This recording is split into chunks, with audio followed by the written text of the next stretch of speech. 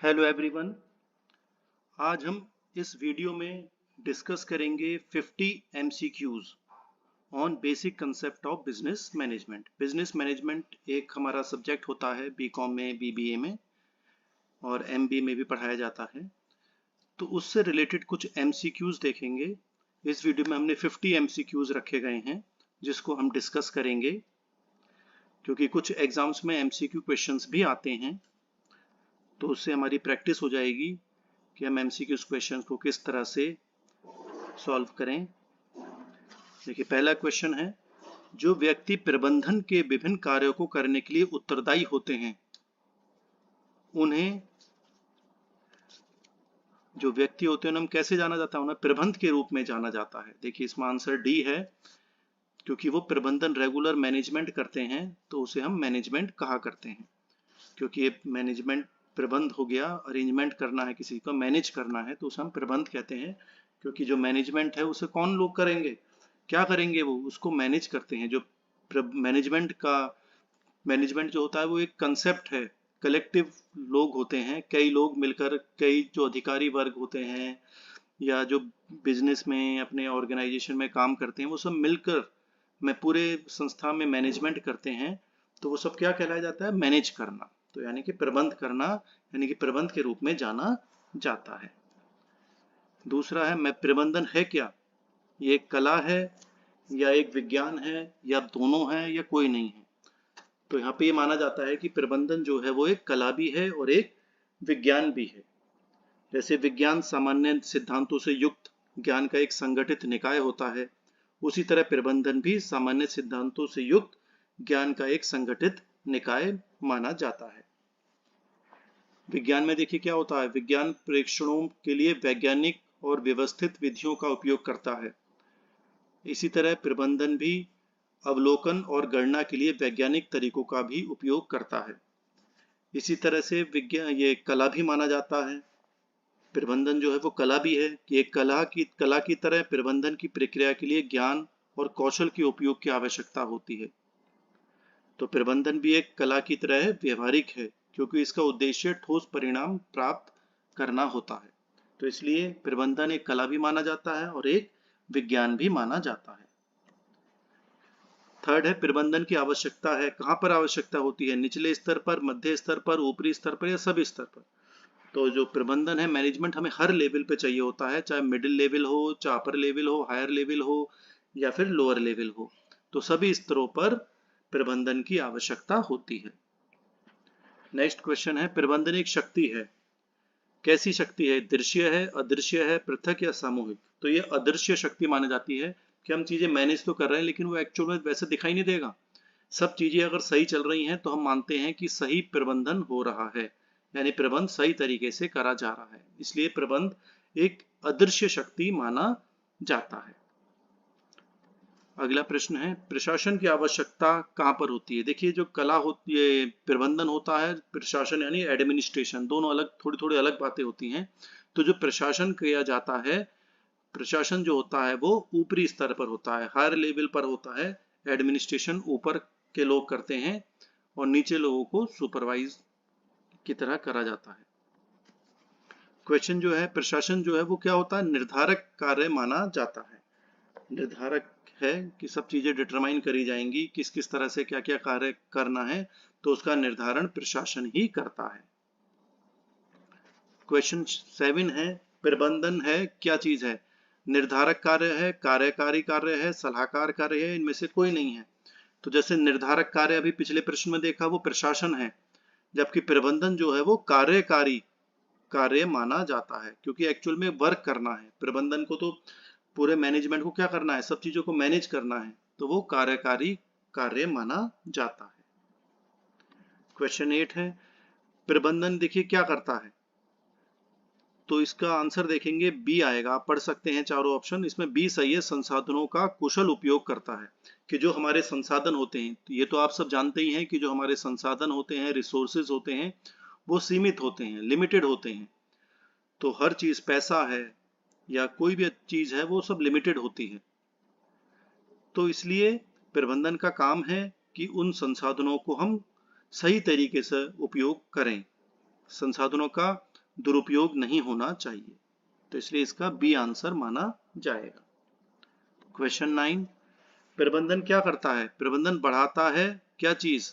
एक कर सत्ता, गला काट प्रतियोगिता, दक्षता या लागत? तो प्रबंधन अगर सही होगा तो दक्षता बढ़ेगी, सब सही तरीके से काम होगा, सब सही तरीके से लोग काम करेंगे, हमारे संसाधन भी सही तरीके से उपयोग किए जा सकते हैं। तो इसलिए प्रबंधन जो है वो दक्षता बढ़ाता है, कौशल दक्षता बढ़ाता है, कैपेबिलिटी कैपेसिटी बढ़ती है। क्वेश्चन 10 है, प्रबंधन घटाता क्या है? अगर सही चीज तरीके से सब कुछ मैनेज होगा, सही तरीके से प्रबंध करा जाएगा तो लागत कम आएगी, क्योंकि अगर सब कुछ गड़बड़ चलेगा तो खर्चा ज्यादा होता है, तो संस्था में वेस्ट ज्यादा होगा। तो यहाँ पर अगर आप सही तरीके से काम कर रहे हैं, सही तरीके से प्रबंधन हो रहा है तो लागत कम हो जाती है। तो इसका आंसर हो गया सी, लागत। डी है वैसे तो ये लागत माना जाएगा। प्रबंधन सुनिश्चित करता है, क्या सुनिश्चित करता है? अस्तित्व और विकास।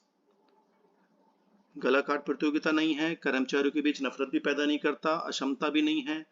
सही उत्तर है इसका अस्तित्व और विकास, यानी कि डेवलपमेंट होना है, सस्टेनेबिलिटी होना है, सस्टेन होना है, और डेवलपमेंट यानी कि जिसे हम कहते हैं सस्टेनेबल डेवलपमेंट, वो प्रबंधन सुनिश्चित करता है। अगला प्रश्न है, प्रबंधन प्राप्त करने में मदद करता है, क्या मदद कर रहा है?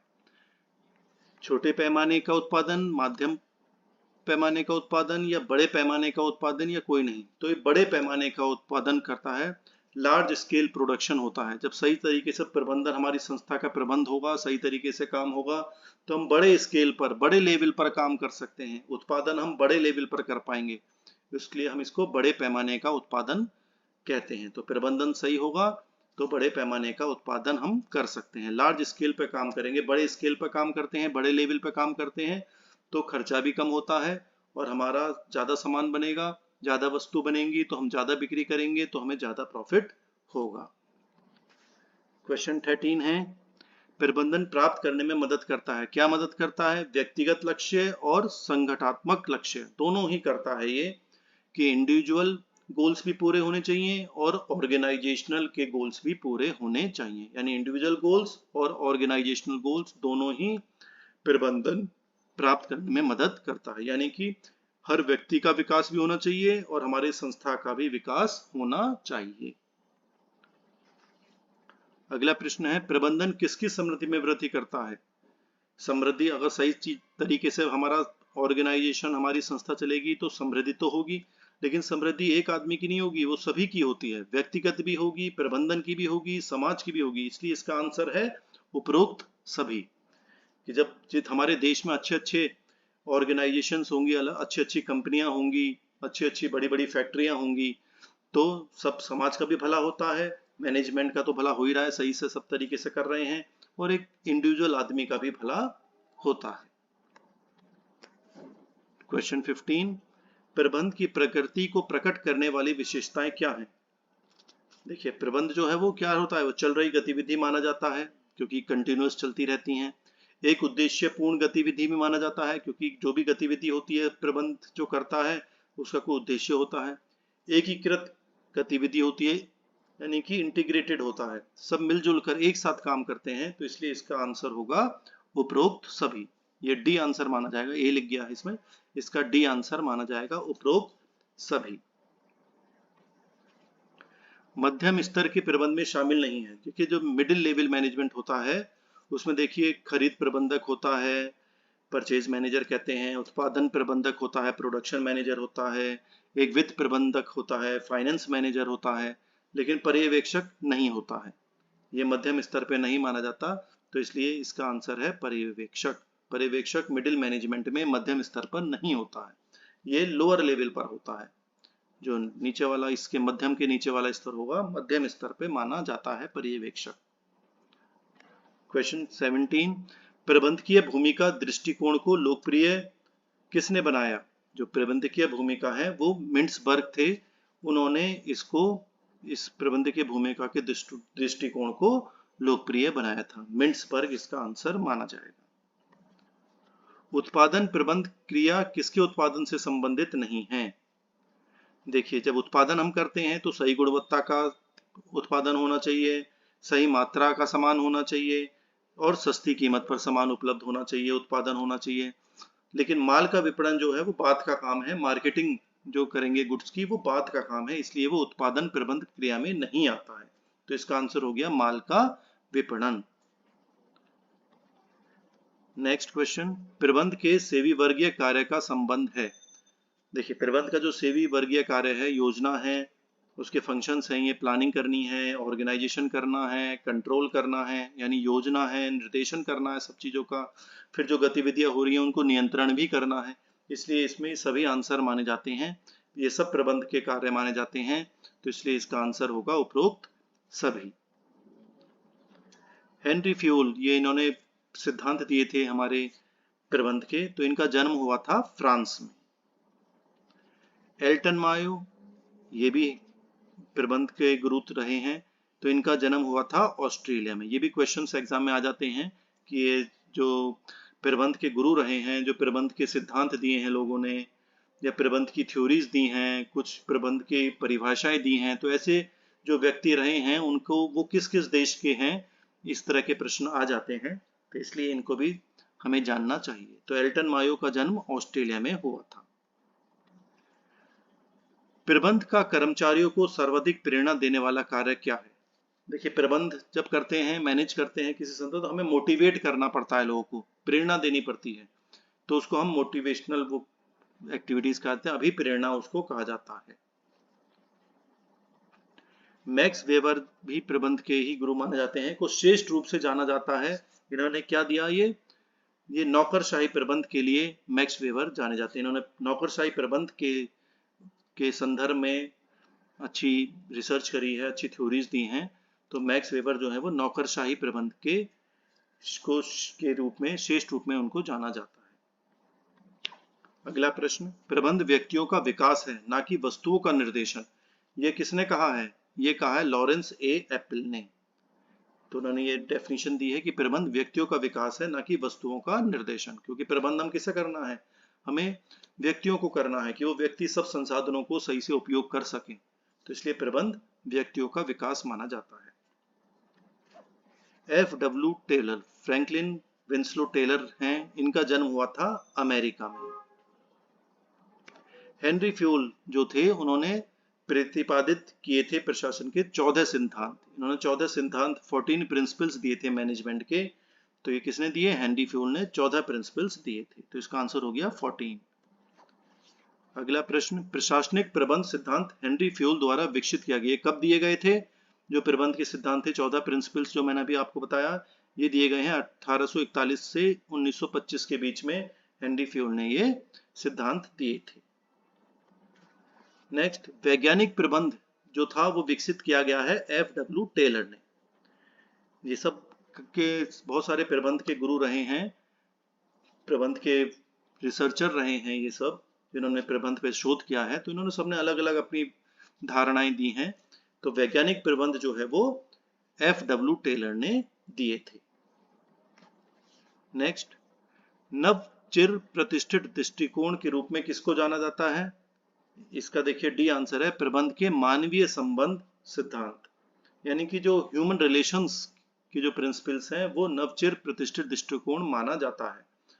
यानी कि जो प्रबंध है वो सब मनुष्यों का प्रबंध कर रहे हैं, मनुष्य फिर रिसोर्सेज को प्रबंध कर रहे हैं, तो ये प्रबंध के मानवीय संबंध सिद्धांत के रूप में जो है ये नवचिर प्रतिष्ठित दृष्टिकोण इसको माना गया है। तो डी आंसर हो गया इसका। यहाँ पे जोड़े बनाइए, जरा मैच करते हैं। देखिए, मैं अभी बताया था वैज्ञानिक प्रबंधन जो है वो किसने दिया? F.W. टेलर ने। प्रबंधन के 14 सिद्धांत दिए हैं हेनरी फ्यूल ने। मानव संबंध सिद्धांत के जनक रहे हैं जॉर्ज एल्टन मेयो, इन्होंने मानव संबंधित सिद्धांत, ह्यूमन रिलेशंस पे ये थ्योरीज दी हैं।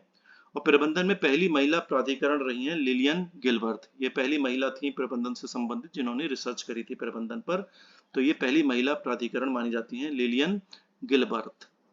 तो ये जोड़े भी आपको आने चाहिए, मैच कैसे होगा एक दूसरे का। ग्रेट ब्रिटेन जो इंग्लैंड कहा जाता है में सोहो इंजीनियरिंग फाउंड्री की स्थापना की गई थी, तो ये स्थापना की गई थी 1796 में। रॉबर्ट ओवन के प्रयोग का संबंध किससे है? कार्मिक प्रबंध से। जो कार्मिक हैं, जो लोग हैं, उनका जो मैनेजमेंट है उससे रिलेटेड है। तो ये रॉबर्ट ओवन के प्रयोग ने, मतलब रॉबर्ट ओवन ने प्रयोग किए थे, किससे रिलेटेड? कार्मिक प्रबंध से संबंधित। और रॉबर्ट ओवन ने अपना प्रयोग किसके दौरान किया था? 1851 से 1870 के बीच में। तो इसका उत्तर हो गया सी। क्वेश्चन 34, किस आधार पर भविष्य की घटनाओं का पूर्वानुमान किया जाता है? जो पूर्वानुमान किया जाता है वो कृत्रिम घटनाओं से संबंधित होता है कि हम भविष्य में क्या घटनाएं होंगी, क्या हम फोरकास्ट कर सकते हैं, क्या अनुमान हम लगा सकते हैं, वो सब कृत्रिम घटनाओं के द्वारा हम भविष्य की घटनाओं का पूर्वानुमान लगाया जा सकता है। तो इसका आंसर हो गया बी, कृत्रिम घटनाएं। दृष्टिकोण किसी व्यक्ति, वस्तु या परिस्थिति के लिए सकारात्मक या नकारात्मक प्रतिक्रिया को अभिव्यक्त करने की प्रवृत्ति है। इनमें मुख्य 3 तत्व होते हैं: ज्ञान, भावनाओं एवं कार्य। ये जो कथन है ये दिया है मॉर्गन और आइसिंग ने। तो इसका सी आंसर हो गया। ये आपको कुछ परिभाषाएं होती हैं, डेफिनेशंस होती हैं, ये आपको याद करनी पड़ेंगी कि ये किस प्रबंधन के शोधार्थी ने या प्रबंध के गुरु ने किसने ये परिभाषाएं दी हैं, ये कथन किस किस के हैं, वो आपको पता होना चाहिए। अपवाद द्वारा प्रबंध प्रतिपादित किया गया था। ये किताब है, पुस्तक लिखी गई है अपवाद द्वारा प्रबंध। ये किसने लिखी है? F.W. टेलर ने। क्वेश्चन 37, कार्यालय प्रबंध के क्षेत्र में आता है। कार्यालय प्रबंध करा जाता है ऑफिस मैनेजमेंट। तो ऑफिस मैनेजमेंट जो ऑफिस होता है वो क्या काम करता है? सूचना एकत्रित करना, व व्यवस्थित करना, अभिलेख रखना, सब रिकॉर्ड बना के रखेंगे, मांगे जाने पर सूचना उपलब्ध कराना, क्योंकि सब रिकॉर्ड वो रखेंगे तो कोई इंफॉर्मेशन चाहिए, कोई सूचना चाहिए तो वो उनको प्रोवाइड कराएंगे। तो इसलिए सभी कार्य इनके हैं, ऑफिस के कार्य हैं, तो इसलिए ये उपरोक्त सभी माना जाएगा। डी आंसर इसका हो गया। क्वेश्चन 38, प्रबंध की महत्ता जो है वो कहां पर है? व्यापार में है, उद्योग में है, सेवा में है, या सभी जगह है? ये सभी जगह मैनेजमेंट होता है, चाहे आप बिजनेस कर रहे हो, चाहे कुछ इंडस्ट्रीज हो बड़ी, या सर्विस सेक्टर हो, सेवा का कार्य हो। सर्विस सेक्टर जो होता है, जैसे सर्विस सेक्टर क्या होता है? जैसे बैंकिंग सेक्टर है, इंश्योरेंस सेक्टर है, ये सब सेवा के क्षेत्र में आते हैं। तो कोई भी क्षेत्र हो, प्रबंध की महत्ता हर जगह है, सभी जगह प्रबंध की महत्ता मानी जाती है। क्वेश्चन 39 है, प्रबंध करने से आशय पूर्वानुमान लगाने एवं योजना बनाने, संगठन के व्यवस्था करने, निर्देश देने, समन्वय करने तथा नियंत्रण करने से है। यह कथन किसका है? यह कथन है हेनरी फेयोल का। यह हेनरी फेयोल का कथन माना जाता है। उद्देश्यों द्वारा प्रबंध अंतिम परिणाम है। यह कथन किसने दिया है? एलन का। यह कथन एलन का है, एलन ने दिया था ये कथन कि उद्देश्यों द्वारा प्रबंध अंतिम परिणाम है। अगला क्वेश्चन है, उद्देश्यों द्वारा प्रबंध के स्थान पर क्रिया द्वारा प्रबंध की तकनीक लागू की जाए। यानी कि उद्देश्यों द्वारा प्रबंध ना करके हमें क्रिया द्वारा प्रबंध की तकनीकें लागू करनी चाहिए। यह सुझाव दिया था N.K. सेठी ने। तो इसका आंसर ए हो गया। स्कंध नियंत्रण किस प्रबंध के क्षेत्र में आता है? यह स्कंध नियंत्रण है, स्टॉक की कंट्रोल होता है, स्टॉक कंट्रोल होता है। तो ये उत्पादन, क्योंकि स्कंध जो है स्टॉक है, रॉ मटेरियल का स्टॉक होता है, वर्क इन प्रोग्रेस का स्टॉक होता है, फिनिश्ड गुड्स का स्टॉक होता है। तो ये सब प्रोडक्शन मैनेजमेंट में मानक आता है। ये उत्पादन प्रबंध के अंतर्गत स्कंध नियंत्रण आता है। तो इसका आंसर हो गया बी। क्वेश्चन 43, प्रबंधक सामान्यतः किस क्रम में प्रबंधकीय कार्यों को करते हैं? देखिए, प्रबंध के कार्य होते हैं, प्रबंध में क्या करेंगे? तो सबसे पहले देखिए, मैंने बता रखा है प्लानिंग होती है, कोई भी चीज का नियोजन किया जाएगा। फिर जब प्लानिंग हो गई तो हमें उनका संगठन बनाना पड़ेगा, ऑर्गेनाइजेशन होगा। फिर थर्ड, नेतृत्व देना पड़ेगा, डायरेक्शन देना पड़ेगा।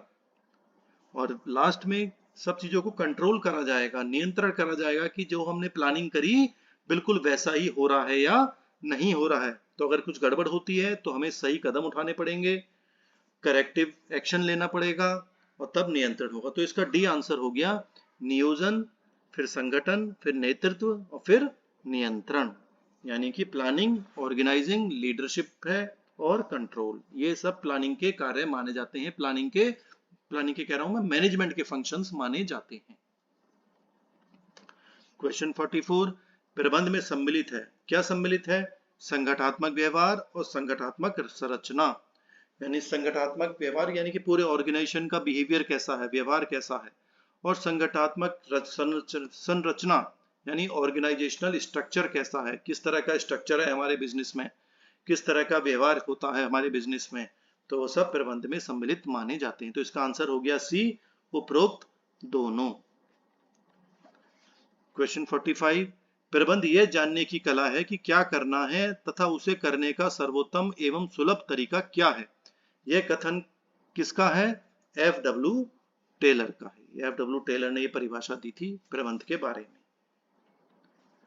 नेक्स्ट क्वेश्चन, फ्यूल से प्रेरित होकर हेरोल्ड और सिरिल ने एक नवीन विचारधारा प्रतिपादित की थी।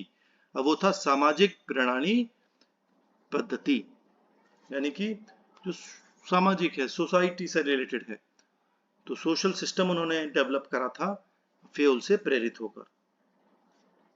तो इसका आंसर हो गया डी। क्वेश्चन 47, मानवीय विचारधारा का प्रतिपादन किसने किया? जो ह्यूमन रिलेशन से रिलेटेड है वो करा था एल्टन मायो ने। एल्टन जॉर्ज मायो थे ये। एल्टन मायो ने ये मानवीय विचारधारा पर रिसर्च करी थी, उनकी ह्यूमन रिलेशन से रिलेटेड उन्होंने थ्योरी दी थी।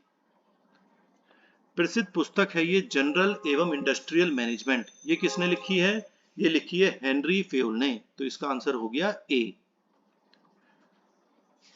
नेक्स्ट क्वेश्चन, किसने चिर प्रतिष्ठित दृष्टिकोण को अभियांत्रिकी दृष्टिकोण की तरह वर्णित किया? जो चिर प्रतिष्ठित दृष्टिकोण था उसकी जगह उन्होंने अभियांत्रिक इंजीनियरिंग दृष्टिकोण अपनाया। तो ये थे गुलिक। इन्होंने भी प्रबंध के क्षेत्र में बहुत काम किया है। गुलिक ने ये दृष्टिकोण वर्णित किया है। और आखिरी प्रश्न है हमारा, शॉप मैनेजमेंट पुस्तक के लेखक कौन है? तो ये शॉप मैनेजमेंट है, इसके लेखक है F.W. टेलर। तो इसका आंसर हो गया ए। तो ये हमने 50 क्वेश्चंस देखे बेसिक कंसेप्ट्स पर बिजनेस मैनेजमेंट के। तो कोई भी समस्या हो, कोई क्वेश्चन हो, आप कमेंट बॉक्स में लिख दीजिएगा। तो कोई क्वेश्चन होगा मैं उसको सॉल्व आपका कर दूंगा। कोई शक या सवाल हो तो आप कमेंट बॉक्स में लिख दीजिएगा। धन्यवाद।